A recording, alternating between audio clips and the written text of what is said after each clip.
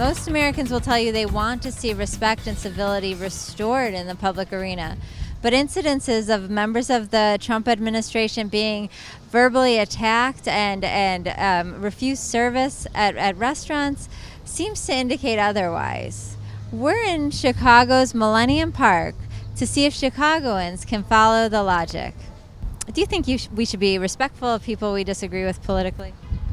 I think if you want civil discourse, yes, you need to be respectful of people. The only way you can move forward is to respectfully discuss. I think you should be able to agree to disagree. Absolutely. I fully believe that.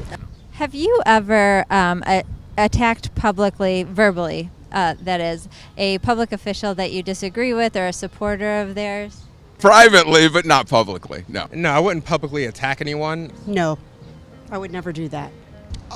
Actually, publicly, no. Not to their faces, but I flip off Trump Tower every chance I get, so yes. Do you think that civility is important in conversation just generally? I think it's incredibly important. It's important. It's a lost art, but it is important. Yes, I think we need to respect each other, and if we have something to say, I think you can say it. I just don't think you need to be mean about it. I think that, especially with social media right now, people are far more willing to be ugly and mean and nasty because they don't have that face-to-face contact. I think that half the people of the things that you say online, you would never say to somebody face-to-face. Should people be discriminated against based on their political beliefs or their jobs insofar as being allowed to eat at certain restaurants, shop in certain stores, go to certain movie theaters? I do think people have the right not to want to be involved with people with certain behaviors and political views. Should people be discriminated against? I don't know if you even call that discrimination. It's more a business decision. I don't think you should be discriminated against really for any purpose. But if you are, if you're blatantly hateful, I don't think that, I don't think you should belong in some spaces. What would be something that's blatantly hateful?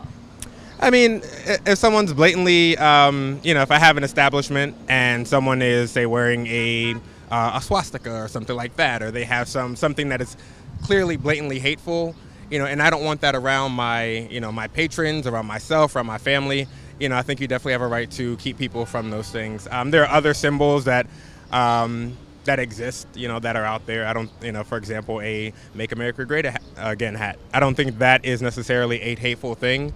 For me, that would be an opportunity to open dialogue with someone and have discussion with them as to their, their beliefs and their feelings. No, I think you should be able to shop wherever you want as long as you're respectful. Absolutely not.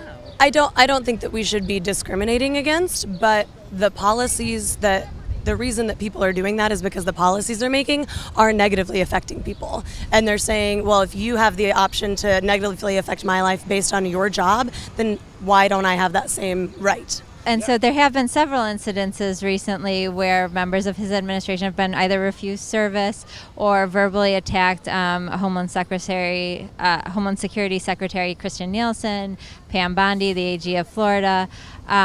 Whether you agree with Trump and his supporters or not, should they be treated that way? But you certainly have the right to make people feel uncomfortable for whatever their political beliefs are. But I don't think we'd even be in this scenario if the political beliefs weren't so extreme. Okay. These people that are being supposedly discriminated against are actually putting forth pretty vicious attacks on other people in this world. And this is the repercussion of that. This is just the karma coming back, or the backlash, and they're going to have to deal with, unless they, somehow tame their rhetoric. It's kind of reap what you sow type situation. So if you are, sowing hate, right, you expect to get that back. No, not at all. I think you need to treat everybody respectfully no matter what. I don't agree with the administration, like we talked about earlier, but no, I do not agree with that. Those people are just as wrong as the same people back in the 60s when we were fighting for civil rights and white people were not allowing us, people of color, to sit in their restaurants. They're the same kind of people. Even if they're fighting for the right cause, it's still wrong no matter how you look at it. And I don't see any difference between that and a baker refusing to make a cake for a gay wedding. There's no difference in that. They have a right to do it, but whether or not you agree with the Trump administration's policies or him, do you think that people should be treating other people like that, that members of his administration like that? I don't necessarily think that it is the right choice of action, but I understand the reasoning behind it. And speaking of rhetoric, California Congresswoman Maxine Waters encouraged people who don't support Trump to seek out opportunities to, make them known that they are not welcome, whether it's in a department store, in a gasoline station. Is she right? Is there no place in civil society for members of the Trump administration? He is the one that's created this entire atmosphere in this country. If he has a problem with it, maybe he needs to look at himself. I love Auntie Maxine. I don't think anyone should seek people out to, impose violence on anyone. But also do think that people should have a right to protest. I don't think she's right. I don't think you should do that. I think everybody has a right to have their belief. Just because we don't agree with them, that doesn't matter. Whether you like our president or not, he's still the president of the United States.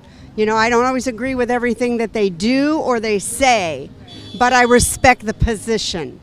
So with Maxine Waters, I don't believe she's correct in the way that she's speaking on the issue. Violence or verbally attacking, that just begets more violence. We need peace.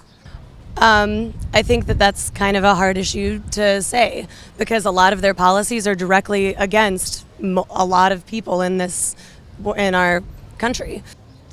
Everyone we talked to today agreed with the idea of civility in public discourse. But many people had trouble applying that principle to an administration that they disagree with.